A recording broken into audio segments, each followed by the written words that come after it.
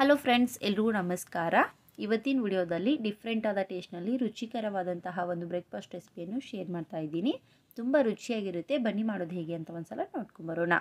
ಮೊದಲು ನಾನಿಲ್ಲಿ 5 ಬ್ರೆಡ್ ಪೀಸಸ್ಗಳನ್ನು ತೊಗೊಂಡಿದ್ದೀನಿ. ನಿಮ್ಗೆ ಎಷ್ಟು ಬೇಕೋ ಅಷ್ಟು ಉಪಯೋಗಿಸ್ಕೋಬೋದು.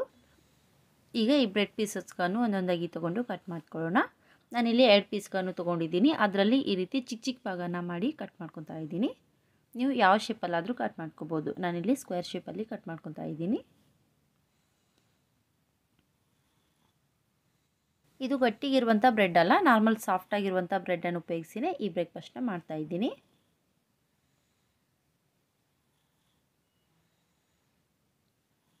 ಎಲ್ಲ ಬ್ರೆಡ್ ಪೀಸಸ್ಗಳನ್ನು ಇದೇ ರೀತಿ ಕಟ್ ಮಾಡಿ ರೆಡಿ ಮಾಡ್ಕೊಳ್ಳೋಣ.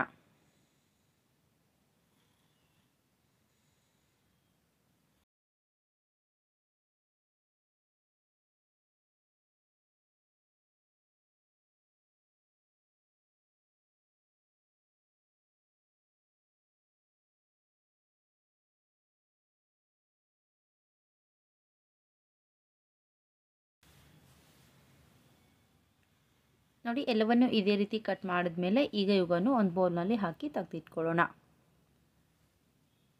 ನೋಡಿ, ಬ್ರೆಡ್ ಪೀಸಸ್ ಅಂತೂ ರೆಡಿಯಾಗಿವೆ. ಈಗ ಇದಕ್ಕೆ ಒಗ್ಗರಣೆ ಮಾಡೋದು ಹೇಗೆ ಅಂತ ನೋಡ್ಕೊಳ್ಳೋಣ.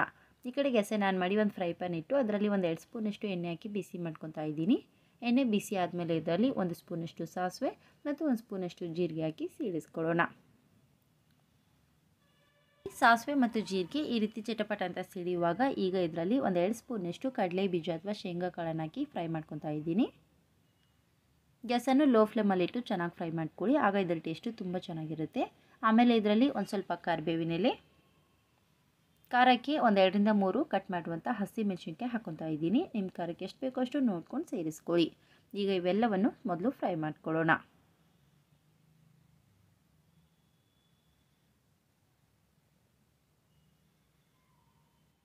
ನೋಡಿ, ಕಡಲೆ ಬೀಜ, ಹಸಿಮೆಣಸಿನ್ಕಾಯಿ, ಕರಿಬೇವು ಚೆನ್ನಾಗಿ ಫ್ರೈ ಆದಮೇಲೆ ಈಗ ಇದರಲ್ಲಿ ಕಟ್ ಮಾಡುವಂತಹ ಈರುಳ್ಳಿಯನ್ನು ಹಾಕೊತಾ ಇದ್ದೀನಿ.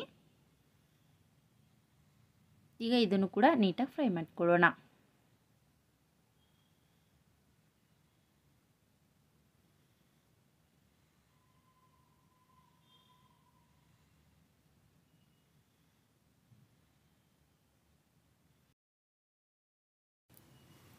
ನೋಡಿ, ಈರುಳ್ಳಿಯನ್ನು ಈ ರೀತಿ ಸ್ವಲ್ಪ ಫ್ರೈ ಮಾಡಿದ್ಮೇಲೆ ಈಗ ಇದರಲ್ಲಿ ಒಂದು ಹಣ್ಣಾಗಿರುವಂಥ ಟೊಮೆಟೊನನ್ನು ಕೂಡ ಕಟ್ ಮಾಡಿ ಹಾಕೊತಾ ಇದ್ದೀನಿ. ಈಗ ಇದನ್ನು ಕೂಡ ಸ್ವಲ್ಪ ಫ್ರೈ ಮಾಡ್ಕೊಳ್ಳೋಣ. ತುಂಬ ಸಾಫ್ಟ್ ಆಗೋವರೆಗೂ ಫ್ರೈ ಮಾಡ್ಕೋಬಾರ್ದು, ಲೈಟಾಗಿ ಸಾಫ್ಟ್ ಆದರೆ ಸಾಕು. ಈರುಳ್ಳಿ ಮತ್ತು ಟೊಮೆಟೊ ತುಂಬ ಸಾಫ್ಟ್ ಆದರೆ ಟೇಸ್ಟು ಅಷ್ಟು ಚೆನ್ನಾಗಿರೋದಿಲ್ಲ. ಹಾಗಾಗಿ ಒಂದು ಸ್ವಲ್ಪ ಕ್ರಂಚಿಯಾಗಿದ್ರೇ ತುಂಬ ರುಚಿಯಾಗಿರುತ್ತೆ.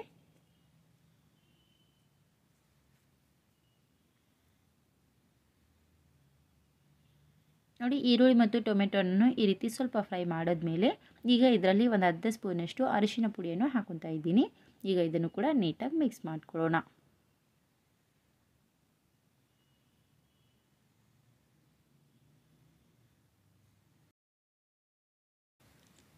ನೋಡಿ, ಚೆನ್ನಾಗಿ ಮಿಕ್ಸ್ ಮಾಡಿದ್ಮೇಲೆ ಈಗ ಇದರಲ್ಲಿ ಖಾರಕ್ಕೆ 1 ಸ್ಪೂನಷ್ಟು ಅಚ್ಚ ಖಾರದ ಪುಡಿ ಹಾಕೊತಾ ಇದ್ದೀನಿ. ಈಗ ಎಲ್ಲವನ್ನು ಮತ್ತೊಮ್ಮೆ ಮಿಕ್ಸ್ ಮಾಡ್ಕೊಳ್ಳೋಣ.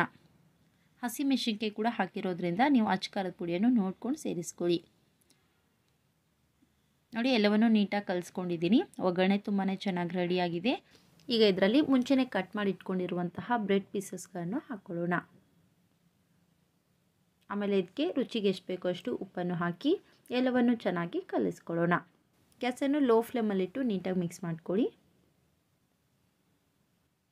ಸ್ವಲ್ಪ ದೊಡ್ಡದಾಗಿರುವಂಥ ಪಾತ್ರೆ ಇದ್ದರೆ ನೀವು ಎಲ್ಲವನ್ನು ಟಾಸ್ ಮಾಡ್ಕೊಂಬಿಡ್ರಿ, ಆಗ ಎಲ್ಲವೂ ಕೂಡ ಆದಷ್ಟು ಬೇಗನೆ ಮಿಕ್ಸ್ ಆಗುತ್ತೆ. ಮಿಕ್ಸ್ ಮಾಡಲಿಕ್ಕೆ ಜಾಸ್ತಿ ಟೈಮ್ ಬೇಕಾಗೋದಿಲ್ಲ.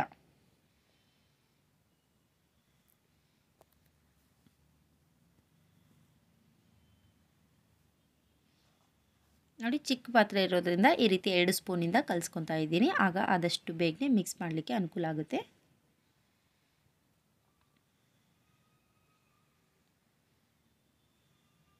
ನೋಡಿ, ಎಲ್ಲವನ್ನು ನೀಟಾಗಿ ಮಿಕ್ಸ್ ಮಾಡ್ಕೊಂಡಿದ್ದೀನಿ. ಈಗ ಕೊನೆಯಲ್ಲಿ ಸ್ವಲ್ಪ ಫ್ರೆಶ್ ಆಗಿರುವಂಥ ಕೊತ್ತಂಬರಿ ಸೊಪ್ಪನ್ನು ಕಟ್ ಮಾಡಾಕಿ ಕಲಿಸ್ಕೊಳ್ಳೋಣ.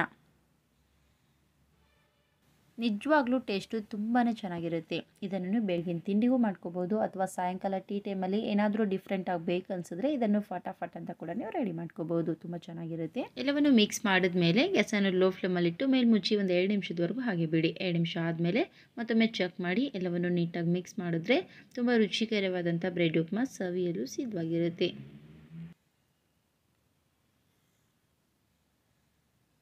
ಇದರಲ್ಲಿ ನಿಮ್ಗೆ ಇಷ್ಟ ಇದ್ದರೆ ಟೊಮೆಟೊ ಸಾಸ್ ಕೂಡ ಹಾಕಿ ಕಲಿಸ್ಕೋಬೋದು.